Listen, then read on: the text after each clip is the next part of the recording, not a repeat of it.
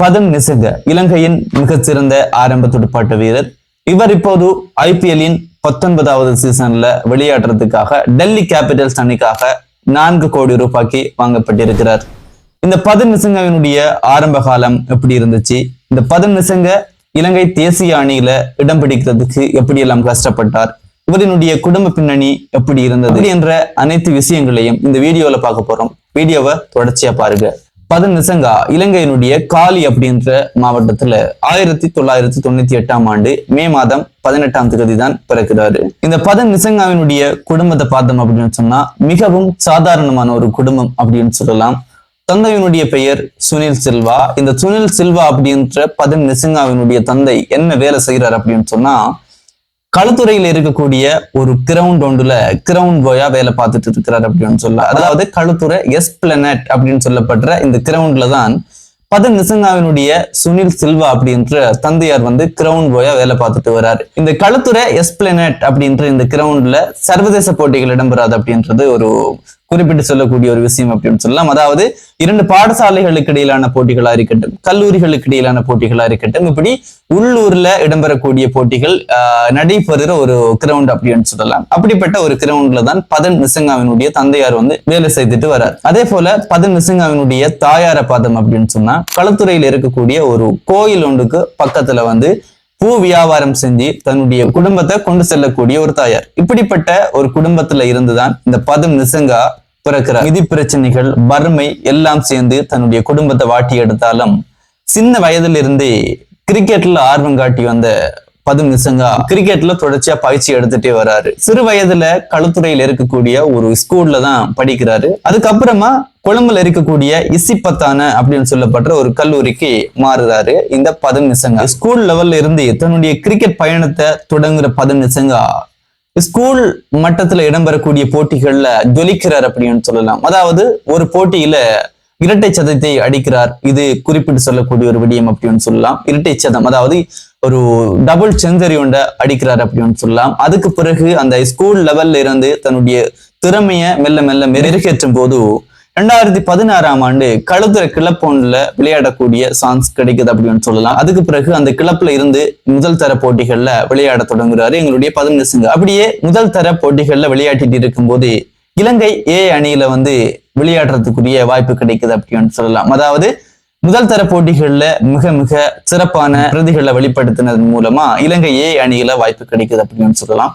இலங்கை A அணியில விளையாடிட்டு இருக்கிற எங்களுடைய பதன் நிசங்கா அதுலயும் தன்னுடைய திறமையை வெளிக்காட்டுறாரு அப்படின்னு சொல்லலாம். மெல்ல மெல்ல தன்னுடைய திறமையை வெளிக்காட்டின பதன் நிசங்கா தன்னுடைய திறமையின் மூலமா இலங்கையினுடைய தேசிய அணிக்குள்ள நுழைகிறார் அப்படின்னு சொல்லலாம். அப்படியே இலங்கையினுடைய தேசிய அணிக்குள்ள நுழைஞ்ச பதன் நிசங்கா இது வரைக்கும், அதாவது பதன் நிசங்கா விளையாட ஆரம்பிச்சதுல இருந்து இப்ப வரைக்குமாக எத்தனை போட்டிகள்ல விளையாடி இருக்கிறார் அப்படின்னு பார்த்தோம் அப்படின்னு சொன்னா, அதாவது டெஸ்ட் போட்டிகளா இருக்கட்டும், ஒரு நாள் போட்டிகளாக இருக்கட்டும், T20 போட்டிகளாக இருக்கட்டும், அனைத்தையும் பார்த்தோம் அப்படின்னு சொன்னா இது வரைக்கும் 18 டெஸ்ட் போட்டிகள்ல விளையாடி இருக்கக்கூடிய பதன் நிசங்கா 31 இன்னிங்ஸ்ல விளையாடி 1305 ஓட்டங்களை குவித்திருக்கிறார் அப்படின்னு சொல்லலாம். இதுல 2 சதங்களும் 8 அரை சதங்களும் உள்ளடங்கும் அப்படின்றதும் குறிப்பிடத்தக்க ஒரு விடயம். அதே போலதான் கிட்டத்தட்ட 74 ஒரு நாள் போட்டிகள்ல விளையாடி இருக்கக்கூடிய பதன் நிசங்கா 2823 ஓட்டங்களை குவித்திருக்கிறார் அப்படின்னு சொல்லலாம். அதுலயும் அதிகூடிய ஓட்டமா 210 ஓட்டங்களை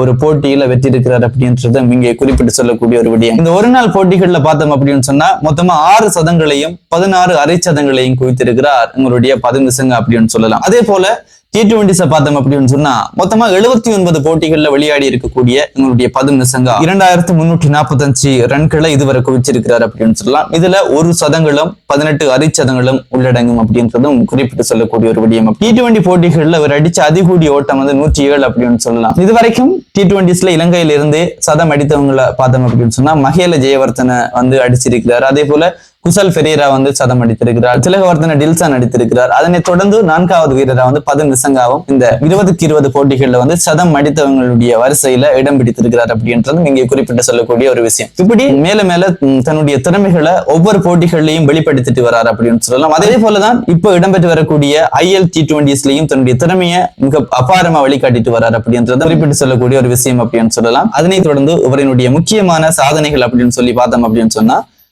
ஒரு நாள் போட்டிகள்ல வந்து முதலாவதா இரட்டை சதம் அடித்தவர் இவரும் அப்படின்றதும் குறிப்பிடத்தக்க ஒரு விடயம் அப்படின்னு சொல்லலாம். அதாவது இலங்கையில் இருந்து ஒரு நாள் போட்டிகள்ல இரட்டை சதம் அடித்தவங்கள்ல முதலாவதா இருக்கக்கூடிய ஆளே எங்களுடைய பதம் நிசங்க தான் அப்படின்றது இங்கே ஒரு முக்கியமான சாதனை அப்படின்னு சொல்லுவது. அதே போல நான் ஏற்கனவே சொன்ன மாதிரி 20க்கு 20 போட்டிகள்ல சதம் அடித்தவங்களுடைய வரிசையில 4வது இடத்தை பிடித்திருக்கிறார் எங்களுடைய பதம் நிசங்க. அதாவது இலங்கையில் இருந்து T20ஸ்ல வந்து சதம் செஞ்சுரி போட்டவங்க வந்து மொத்தமா 4 பேர். அதுல ஒரு ஆள் எங்களுடைய பதம் நிசங்க அப்படின்னு சொல்லலாம். அதனை தொடர்ந்து பார்த்தோம் அப்படின்னு சொன்னா 2023ல 1000 ஓட்டங்களை கடந்த வீரர் அப்படின்ற பெருமையும் இவர் பெற்றிருந்தார் அப்படின்னு சொல்லலாம். அதாவது ஒரு வருஷத்துல 1000 ஓட்டங்களை கடந்த வீரர் அப்படின்ற பெருமையும் 2023ல இவர் பெற்றிருந்தார் அப்படின்றது இவருடைய சாதனைகளில் ஒன்றாகும். இப்படியான ஏராளமான சாதனைகளை புரிந்து கொண்டிருக்கக்கூடிய பதம் நிசங்கா IPLல விளையாடுவாரா இல்லையா அப்படின்ற கேள்வி எல்லாருக்கும் இருந்துட்டே இருந்தது. அதாவது இவ்வளவு அபாரமா விளையாடி கொண்டிருக்கக்கூடிய பதம் நிசங்கா IPLல